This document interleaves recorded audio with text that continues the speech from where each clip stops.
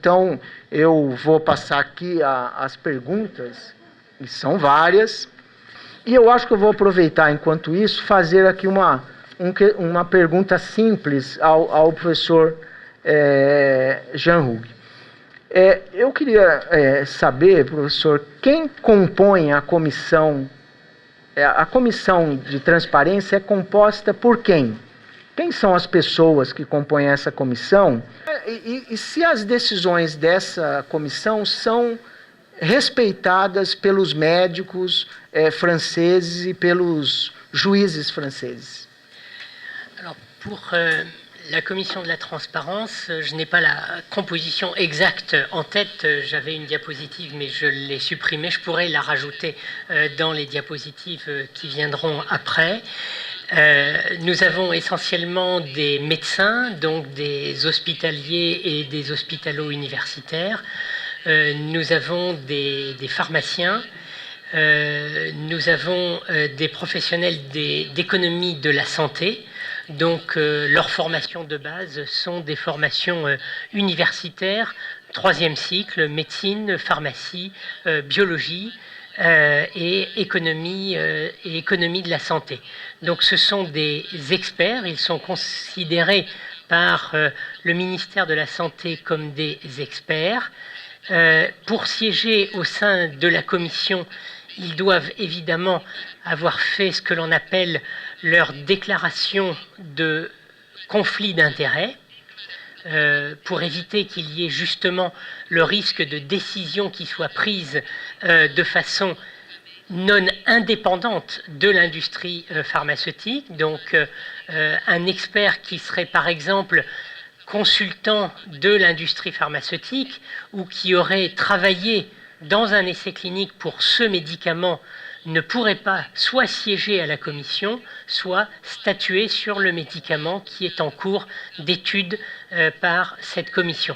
Ce qui est d'ailleurs une des difficultés de toutes les commissions en France lorsqu'il s'agit de faire appel à de véritables experts qui ont la formation pour pouvoir juger, mais à partir du moment où ils ont la formation et la compétence, c'est qu'ils sont eux-mêmes très impliqués dans le développement et dans l'évaluation de ces médicaments.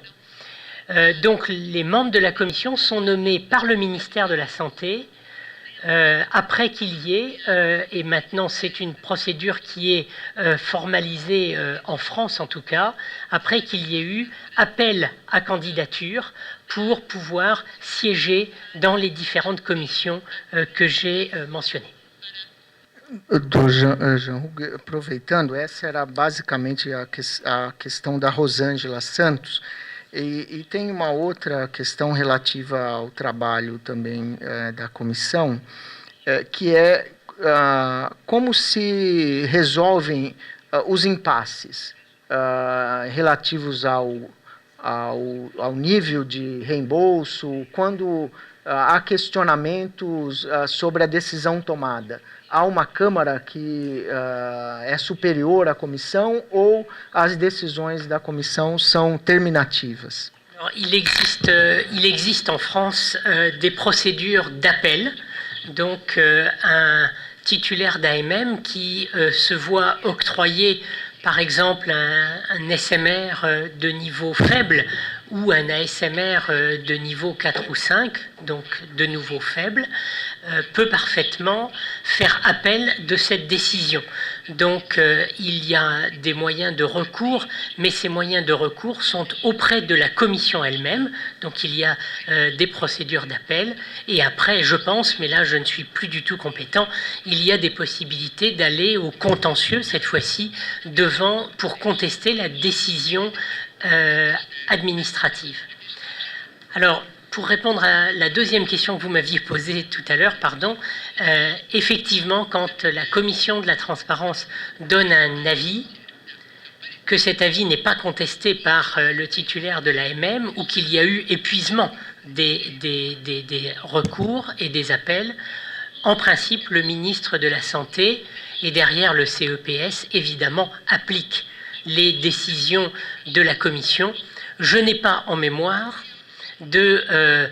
d'intervention du ministère pour changer l'avis de la Commission, en bien ou en moins bien. Hein. Donc il n'y a pas, je n'ai pas d'exemple, mais peut-être y en a-t-il, mais mes collègues français dans la salle ont peut-être d'autres contre-exemples à donner. Mais globalement, comme pour la décision d'AMM, en France, vous avez une décision qui est donnée. Si cette décision ne plaît pas, il y a des procédures d'appel. On réexamine les demandes, mais par les mêmes commissions. Et si, malgré l'appel, la réponse reste toujours la même, alors il y a toujours la possibilité d'aller en recours administratif contre la décision. Mais là, on change complètement de juridiction puisque l'on est dans un système plus de contentieux administratif, alors que l'appel était un appel scientifique pour revoir l'évaluation scientifique du SMR, par exemple. A pergunta do Gilmar, que é promotor de justiça de Minas Gerais, pelo que eu entendi, ele pergunta quanto à existência de projeto no Ministério que garanta o ressarcimento de despesas efetuadas em saúde por um determinado ente federativo, ou seja, é comum que muitas vezes o município e o Estado arque com despesas que foram geradas ou por demandas judiciais ou mesmo por uma ação própria desse ente e que não estejam previstas nos blocos de financiamento. A pergunta é, existe algum estudo e algum projeto para que, em situações como essa, o Estado ou o município possam receber os recursos? Veja bem, com relação a essas demandas judiciais, a responsabilidade, geralmente, no ressarcimento, é de competência do Ministério da Saúde. Hoje, por exemplo, nós fizemos o levantamento, nós fazemos o acompanhamento de janeiro até agosto de 2010, o Ministério da Saúde, ele ressarciu o valor de R$ 798.555,27 referente a demandas judiciais apenas com medicamentos. Então, esse valor. Então, sempre que chega, por mais que a ação vá para o Estado, para o município, geralmente o ressarcimento é feito pelo Ministério da Saúde, principalmente nos medicamentos que são de maior complexidade, aqueles que têm os medicamentos do grupo 1. E um outro ponto importante é que esse recurso que é destinado ao ressarcimento é um recurso extra que não faz parte do orçamento do Ministério da Saúde.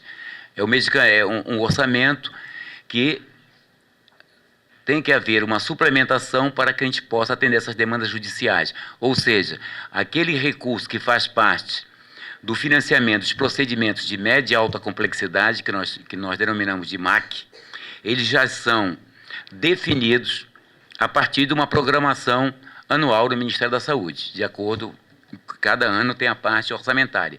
E essas demandas judiciais, realmente, elas vão necessitar de uma suplementação orçamentária para que sejam atendidas. Bom, tem duas questões aqui que têm basicamente o mesmo sentido, né? Que fala do crescimento da demanda, de demandas judiciais para fornecimento de medicamentos por falta de atualização dos protocolos e diretrizes clínicas. É possível, Cláudio, afirmar que os protocolos estão desatualizados ou é mais correto afirmar que a pressão pela atualização muitas vezes é visando incorporar tecnologias e produtos que já estão incorporados com produtos mais efetivos do que os novos? Não, realmente o que vem acontecendo é esse segundo ponto que você fez essa abordagem, né? São medicamentos novos ainda que estão sendo trabalhados para verificar realmente se há possibilidade de fazer a incorporação, levando em consideração a questão do recurso financeiro, né? Então, há uma pressão muito grande, realmente. Não é a questão de desautorização de protocolos de diretriz terapêutica, mas uma questão de pressão de você incorporar, às vezes, por iniciativa do profissional médico. Eu sou médico também, mas eu sei que isso ocorre. Há uma iniciativa do profissional médico, às vezes, nós chegamos a ser consultados diretamente no Ministério, às vezes, se há essa possibilidade, se conceder essa questão da incorporação do novo procedimento. Mas nós trabalhamos em cima de normatização, nós trabalhamos em cima de norma, de protocolo. Então, a questão da pressão é muito grande, e não por uma questão de desatualização de protocolos e de diretrizes terapêuticas. Eu vou aproveitar, complementar. Na verdade, e não é nenhuma deselegância, eu fui diretor da área de medicamentos do Ministério da Saúde antes de me tornar diretor da Anvisa. Essa é uma questão importante. De fato, hoje se fala muito dessa dificuldade do Ministério em atualizar os protocolos, né? O que tem sido feito é que os protocolos têm sido atualizados e novos produtos têm sido incorporados. O que não existe definido, e aí eu acho que a proposta que tramita no Congresso Nacional, um projeto de lei que inicialmente era do deputado, do senador Tião Viana, depois ele foi apensado a um projeto do senador Flávio Arnes, e depois também teve um substitutivo proposto pelo senador Paulo Paim. Ele define duas questões. Primeiro, o que significa a questão da integralidade, dizendo que é necessário que alguém diga quais são os produtos, procedimentos e serviços a serem ofertados. E segundo, define quem faria isso, que seria uma comissão organizada no âmbito do Ministério da Saúde, mas com participação do controle social, do Poder Judiciário. Tem no projeto um embrião do que seria essa comissão. E terceiro, o que eu acho que é muito significativo, é a periodicidade. Ainda que seja para o Ministério da Saúde dizer, não há nada que seja atualizado nesse protocolo, até o momento. Mas eu imagino que esse projeto de lei, que tem sido muito questionado, principalmente na perspectiva que via o senador Flávio Arnes, entendendo que não há que ter lista. O que há é que, se o cidadão tem um receituário médico com uma solicitação de exame, o sistema tem que dar um jeito de oferecer. Que, no nosso entendimento, sempre foi uma postura que tem um apelo social bastante grande, mas tem um viés de dificuldade bastante grande para o Estado operar uma política dessa, e quase impossibilidade de, em sendo assim, garantir que todos nós tenhamos os mesmos níveis de direitos observados, né? Mas, de qualquer maneira, essa definição de prazo, a definição de quem e a definição de como se oferece a integralidade numa lei, poderia dar um contorno um pouco mais facilitado para o exercício da gestão por parte do Poder Executivo e o exercício do direito por parte do cidadão e, claro, a cobrança da observação e do cumprimento do dever por parte do Poder Judiciário, né? E o Ministério da Saúde tem trabalhado muito no sentido de que esse projeto de lei que ele ande no Congresso Nacional. Uma outra questão ao professor Jean Hug. Uma questão aqui eu entendo que já foi bastante batida, né? Por que avaliar na comissão eficácia e eficiência se o produto já foi registrado ou autorizado ao comércio? Eu acredito que nós já conseguimos aqui deixar bastante claros quais são os critérios para uma coisa e quais são os critérios para outra. Mas tem outras duas questões aqui, professor, que buscam saber. Primeiro, o usuário, o consumidor na França, ele tem acesso fácil a essa lista? E como se dá a negociação e se há na hora da prescrição pelo médico? Eu imagino que a questão aqui é o cidadão no consultório do médico, ele pode pedir ao médico, prescreva esse produto que tem maior reembolso, ou o senhor pode me informar qual é o produto que tem reembolso? Como é que é essa relação? O paciente conhece a lista de reembolso e pode negociar com o médico?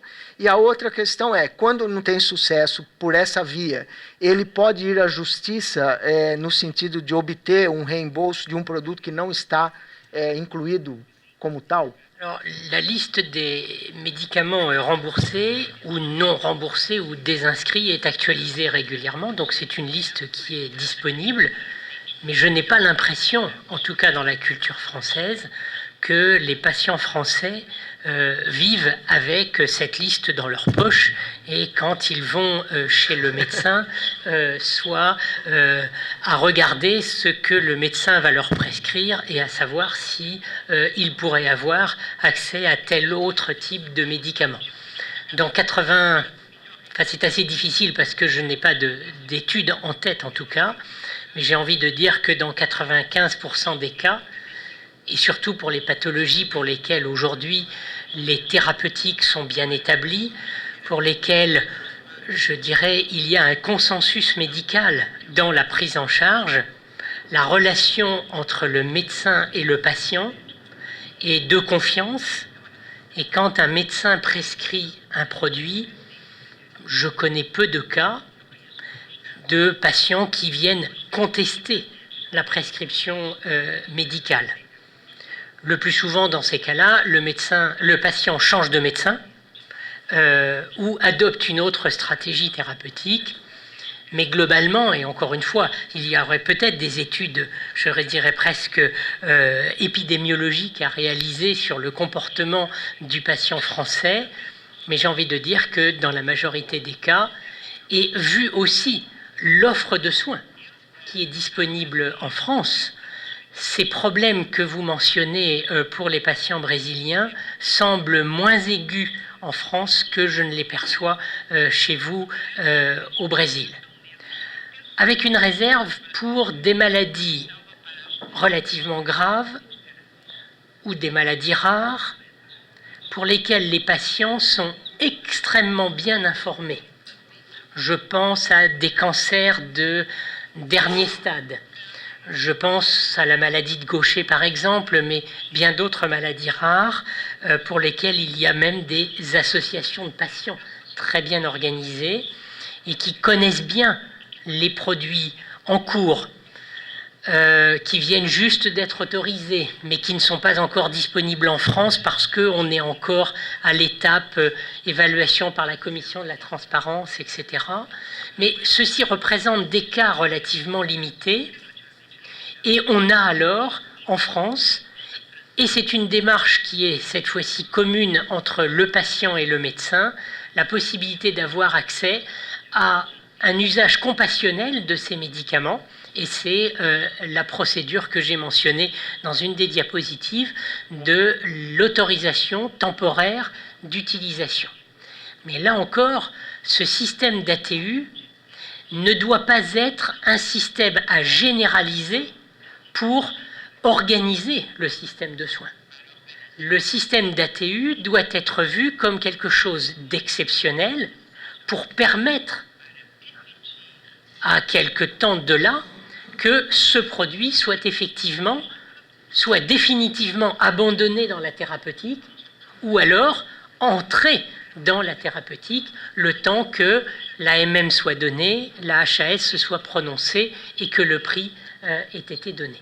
Donc l'ATU est peut-être un espèce de système de vase de détente qui permet de gérer ce type de demande, en tout cas pour le système français. Tem uma questão aqui do Antônio César Siqueira, uma das questões eu acredito que tenha sido respondida agora pelo professor, que ele perguntava se é comum a indicação de medicamentos não incorporados nas listas dos hospitais, e o professor Jean-Hugues acabou de abordar esse assunto.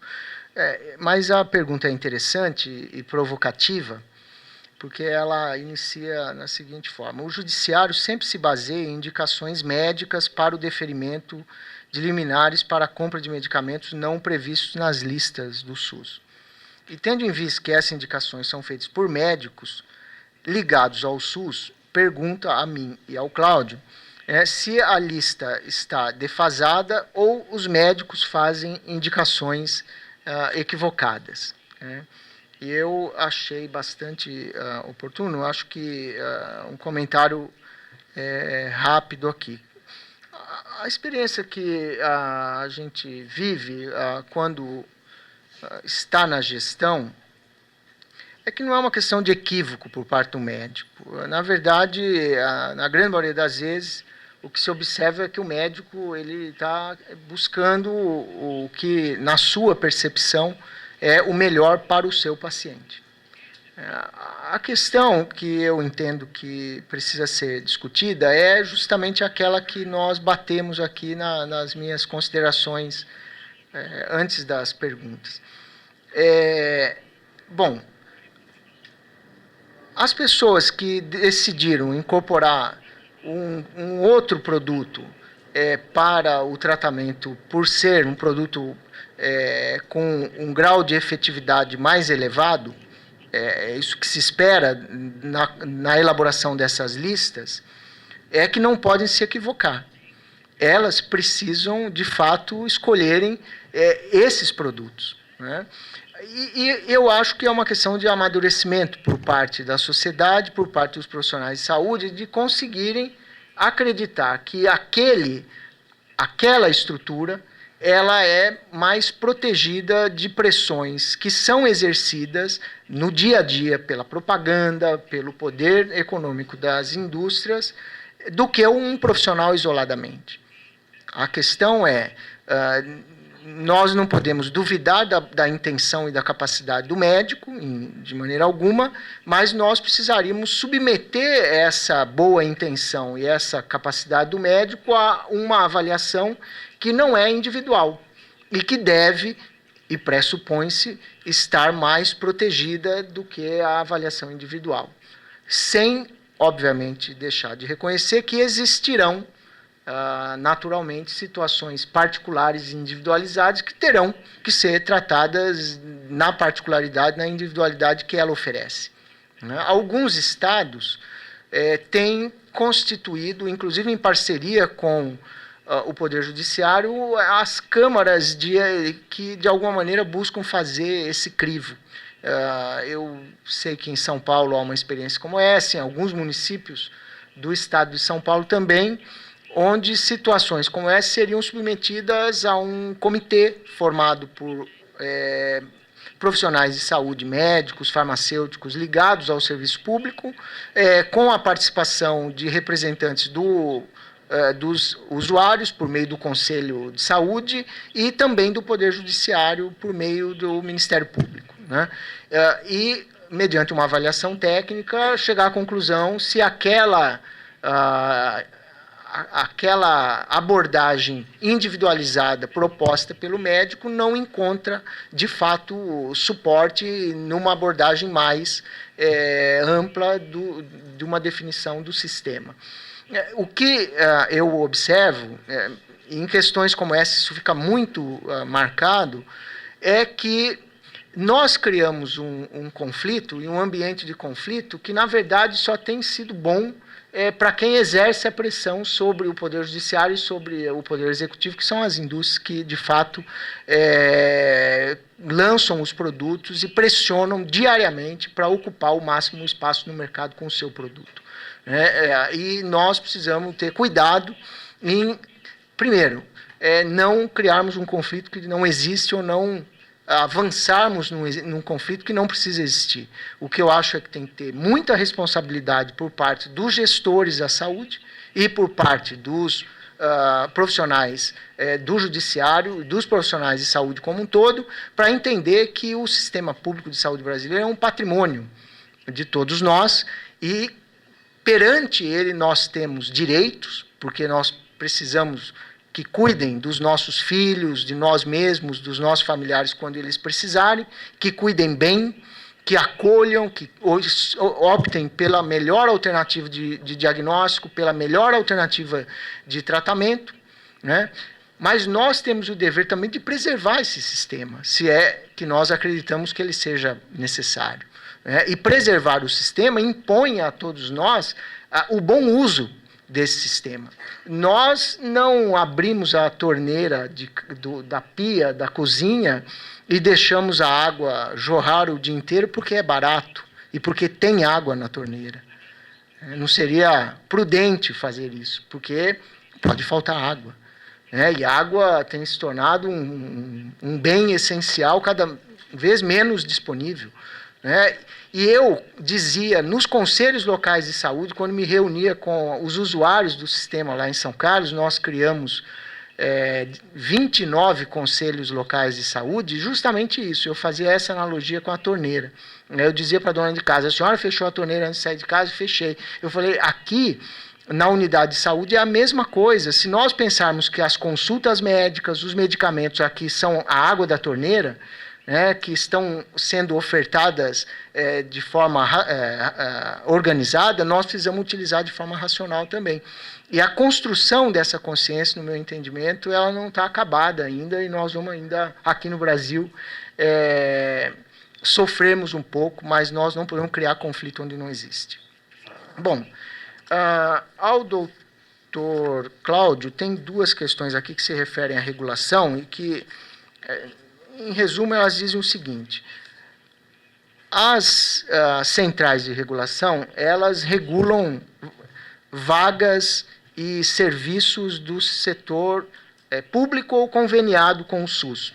Então, a pergunta é, essas centrais de regulação, elas podem exercer o seu poder perante um serviço privado que não é conveniado ou não está ligado ao sistema público e indicar a internação ou a indicação de um paciente para um local como esse ou não?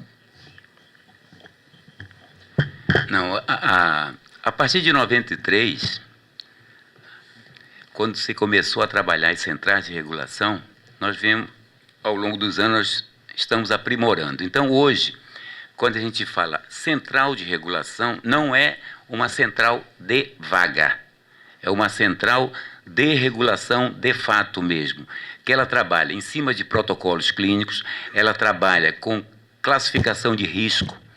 Então, não haverá um privilégio para um prestador privado ou um prestador público. A última instância dessa Câmara é esse Conselho de Ministros, há um comitê técnico que é formado por secretários desses ministérios e a Anvisa faz a secretaria executiva dessa Câmara.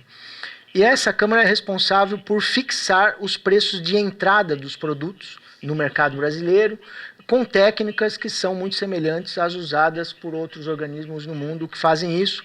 Um produto novo, se compara o produto de entrada no Brasil com os preços praticados em alguns países, estão definidos nas normas, e dessa maneira se estabelece qual será o preço a ser praticado aqui.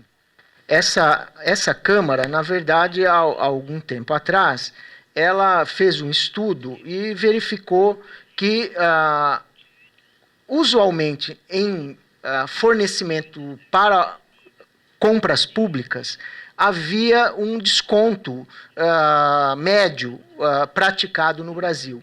Então, o que a Câmara fez foi estabelecer uma regra que dizia, em compras públicas, as empresas têm que dar um desconto obrigatório de 24,1% ou 0,7% mínimo.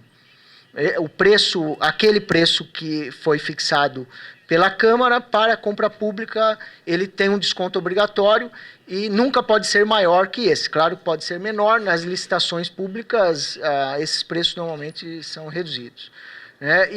Então a pergunta se refere aqui, o que a Anvisa faz quando as empresas se negam a cumprir o preço CAP. A CEMED não é da Anvisa, a CEMED é essa Câmara de Ministros, e a Câmara de Ministros tem aplicado multas que são bastante significativas às empresas que se negam a cumprir essa regra. O problema é que algumas empresas se negam não participando das licitações. E não há nenhuma lei no Brasil que obrigue uma empresa a entrar numa licitação. E, por vezes, a não participação na licitação é a maneira mais perversa de não se cumprir essa regra. E aí as abordagens têm que ser outras. Via de regra, essas empresas têm sido convocadas e há um tratamento mais particularizado no sentido de discutir quais são as dificuldades e por que não o cumprimento. O Mauro ainda cita aqui que há casos em que o edital de licitação prevê a incidência do CAP e os fornecedores não se interessam pelo certame. O que precisa fazer é denunciar isso à Câmara de Regulação quando acontecer, informar onde aconteceu, qual foi a empresa, que o Ministério da Saúde e a Anvisa têm o dever de tomar providências. Quais são as providências tomadas pela Anvisa no caso de medicamentos que são registrados e possuem preço, mas não são comercializados? Eu não sei como é na França, mas aqui a empresa que tem o registro, que a legislação brasileira compreende o registro ou a autorização para comercialização como sendo uma concessão do Estado, o Estado autoriza, o Estado concede o registro. A norma diz que uma empresa que detém o registro, ela tem obrigação de comercializar o produto. Ela não pode ter o registro e não comercializar. O que acontece, há monitoramento sim, e quando se observa que a empresa não comercializa os produtos, ela fica sujeita à multa e ao cancelamento do registro. Essas são as ações que a Anvisa pode tomar. Há mais 3 questões, que uma é mais simples. Como é feita a aquisição de medicamentos e o financiamento no caso do câncer? Como o sistema se organiza para fornecimento de medicamentos no caso do câncer?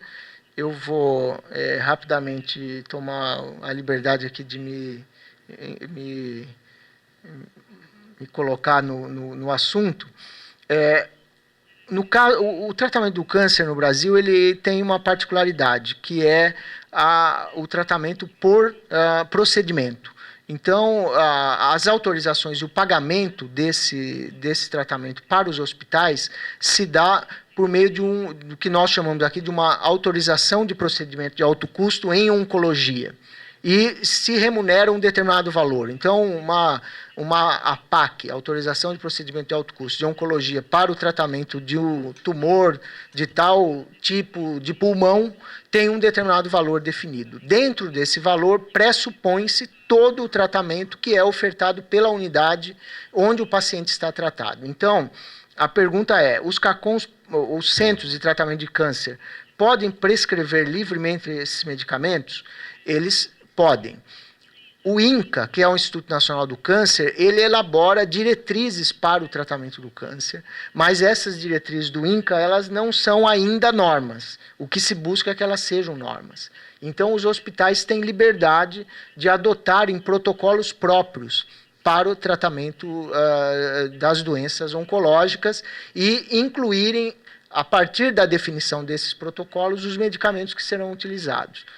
Há vários hospitais. Eu fui administrador durante 1 ano e meio de um hospital em Campinas que trata câncer de criança, e o Centro Boldrini normalmente buscava os protocolos do Mayo Clinic nos Estados Unidos, que é um grande centro de tratamento de câncer infantil, e nós adquiríamos lá no hospital os medicamentos que conseguiam dar conta de cumprir os protocolos.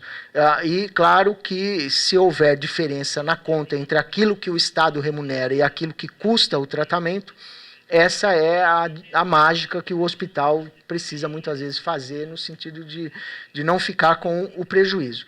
Há uma única exceção, que é o imatinib, que é um produto utilizado no tratamento de leucemia, e o Ministério da Saúde remunera o produto, nesse caso. Os demais, o Ministério remunera o tratamento da doença. Tem uma questão aqui que é mais objetiva, o Cláudio falou aqui que exige documento do paciente para a inclusão desse paciente no direito ao tratamento. E entre esses documentos, a questão do endereço. E ainda há muita gente no Brasil que não tem endereço fixo.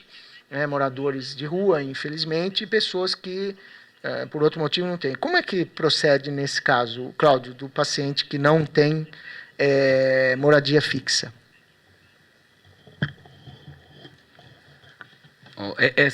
Essa questão da moradia fixa, ela está sendo discutida com a nova formatação do Cartão Nacional de Saúde, né? De grupos específicos, como os moradores de rua, os ciganos e outros segmentos da sociedade. Então, isso vem sendo discutido, uma forma de se encontrar para poder contornar essa situação. Mas, independente disso, o paciente não ficará sem o atendimento, né? Não será o documento de comprovação do seu endereço que vai negar o atendimento ao paciente. Bom, e, para terminar, eu acredito que a pessoa que fez essa pergunta e não se identificou, era uma pergunta para terminar, porque ela começa assim, dizendo que, eu entendi aqui, né, que como incluir em um seminário como esse uma análise voltada para o que tem produzido o aumento dessa demanda por medicamentos na sociedade contemporânea, né? Ou seja, é isso que nós estamos discutindo aqui, o direito, a regulação, o papel do Estado, uma experiência riquíssima que a França já tem no sentido de exercer essa regulação.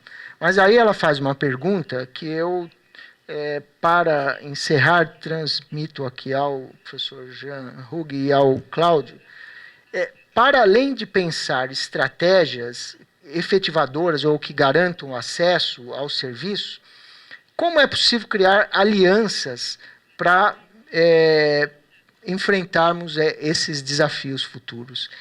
Onde estão as possibilidades? E onde estão essas alianças possíveis e o que é que, de fato, ainda precisa ser feito? Eu passo primeiro ao professor Jean Hug, pedindo que, na resposta, ele possa já fazer as suas considérations finais, et depois ao Cláudio.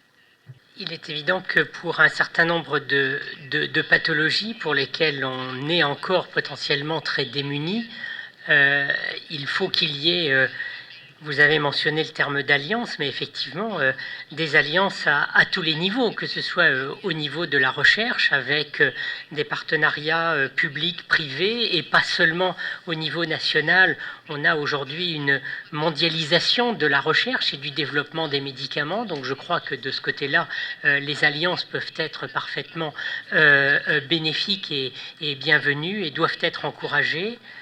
Je pense qu'on doit aussi voir se développer plus d'alliances et en tout cas plus de discussions sur les expériences acquises par les différents pays qui ont parfois la chance de disposer d'un produit avant l'autre pays. Je pense, on cite toujours l'exemple des États-Unis, mais ça pourrait être vrai pour l'Europe ou pour le Mercosur. Si on imagine que avec un médicament qui a été utilisé plus spécifiquement dans tel pays, on peut avoir, après quelques mois, parfois quelques années d'utilisation, et je pense à un exemple d'un médicament qui avait été fortement développé au Japon avant d'arriver en Europe, eh bien, les Japonais nous ont laissé accès très rapidement à tous les avantages de cette molécule, mais aussi tous ses inconvénients. Et nous avons pris alors en Europe nos décisions sur la base d'informations qui nous avaient été données, je dirais, avec une très bonne alliance, une très bonne échange d'informations. Alors après, quelles autres alliances peut-on imaginer?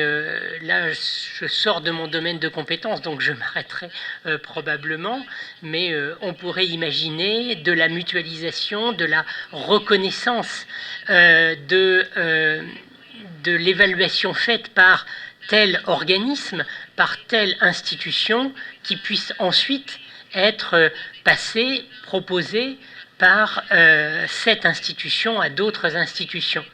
Ça me donnera d'ailleurs l'opportunité de faire mes 2 remarques que je voulais faire en conclusion. D'abord au niveau européen et sur justement cette alliance et cette mutualisation de la compétence. Eh bien, c'est ce qui a été créé et demandé à la demande de l'Organisation mondiale de la santé. L'Agence européenne du médicament aujourd'hui, par le truchement de l'article 58 de la réglementation sur les médicaments, permet de transmettre à l'OMS des évaluations, des rapports d'évaluation pour des médicaments qui ont été développés, pas pour l'Europe, mais pour les autres pays en charge pour l'OMS, donc les pays émergents par exemple. Donc un industriel de la pharmacie qui voudrait développer aujourd'hui un médicament pour un pays en voie d'émergence sur une pathologie qui n'existerait que dans ce pays, eh bien l'OMS peut demander à l'agence européenne d'évaluer ce produit pour savoir si l'agence européenne considère que ce produit répond aux critères de qualité, sécurité, efficacité. Ça, c'est une alliance que l'on pourrait imaginer pour le développement de l'évaluation internationale de ces produits. Et puis ma deuxième remarque, qui était dans ma dernière diapo de conclusion, elle est passée un peu rapidement probablement, ce sont sur les critères d'évaluation. J'ai essayé de vous montrer la différence. Je n'ai pas dit divergence, je dis simplement différence parfois de la façon dont des critères pourtant les mêmes d'efficacité ou de sécurité sont employés pour une AMM et pour une évaluation de type HTA, donc Health Technology Assessment. Et on s'aperçoit qu'on pourrait peut-être, dans un développement harmonieux d'un médicament, inclure dès le début du développement des critères d'évaluation qui pourraient servir à la fois à la commission d'AMM et à la commission de transparence. Prenons un exemple simple, et je vais rester en conclusion, je dirais, sur le traitement antidiabétique que j'ai utilisé comme exemple. Eh bien, dans le développement de ce médicament, on pourrait imaginer qu'une partie des essais cliniques soit faite contre placebo, parce qu'on en a besoin pour évaluer le bénéfice intrinsèque. Mais la suite des essais cliniques devrait probablement inclure des traitements de référence, des populations plus larges, de façon à ce qu'au moment de l'AMM, on dispose déjà d'un certain nombre de critères de type transparence pour pouvoir envisager un enregistrement vers le remboursement beaucoup plus rapide et parfois moins contesté que ce qu'il n'est aujourd'hui. Ça ferait probablement partie de nouvelles alliances que l'on pourrait développer. O Dr. Jean já fez uma excelente abordagem com relação às alianças, né? E eu quero só complementar dizendo que esse evento hoje, a judicialização na saúde é o mal necessário, né? Hoje, esse evento aqui foi um passo muito importante no processo do fortalecimento do Sistema Único de Saúde. Hoje nós vemos enfrentando alguns questionamentos, algumas ações, algumas liminares que muitas vezes elas são decorrentes da questão da própria gestão no âmbito do Estado, no âmbito do município, como já foi feita aqui essa abordagem. Mas eu diria que seria interessante, obviamente que nós não vamos esgotar todo esse assunto aqui, né, nesse seminário, mas seria interessante que nós aprofundássemos cada vez mais esta discussão no processo da judicialização da saúde, para que juntos nós elaborássemos estratégias com vistas a fortalecer esse processo da regulação, o processo do acesso, a questão da melhoria da qualidade da assistência, não só na parte de medicamento, mas na parte da assistência de uma maneira geral, por meio da integralidade, da equidade do atendimento. e que essa assistência ela fosse implementada, fosse valorizada e que fosse tratada e trabalhada em conformidade com as normas vigentes, de conformidade com a legislação, e que nós pudéssemos sentar posteriormente, discutir tudo que vem sendo implementado no âmbito do Sistema Único de Saúde, porque às vezes nós observamos que determinadas demandas elas ficam focadas muito só na questão da Constituição Federal e da Lei Orgânica da Saúde, quando nós, após esses 20 anos de SUS, nós já avançamos um pouco mais. Então, é muito importante, é muito oportuno esse seminário agora, e daqui nós saímos já com uma proposta para futuros eventos, para aprofundarmos essa questão da judicialização na saúde. Obrigado. Bom, doutora Rita, eu vou pedir perdão a você, realmente não tinha ficado claro aqui que a pergunta era aos dois. Eu pediria que, se possível, você falasse pessoalmente com o professor Jean Hug na sequência, para a gente poder finalizar o debate. Eu queria, professor Ricardo Peringueiro, a professora Anne Lode e a desembargadora Maria Helena Cisne, agradecer, dizer que eu me senti bastante honrado em poder estar aqui falando com vocês em nome da Agência Nacional de Vigilância Sanitária e parabenizar pela iniciativa. Nós falávamos pela manhã com o professor Ricardo no sentido de uma aproximação maior da agência com o trabalho que vocês desenvolvem aqui na universidade, e nós estamos absolutamente abertos e comprometidos com essa questão e temos todo o interesse. E eu espero que, de fato, eu tenha conseguido cumprir adequadamente aqui o meu papel na coordenação da mesa. Muito obrigado e uma boa tarde a todos.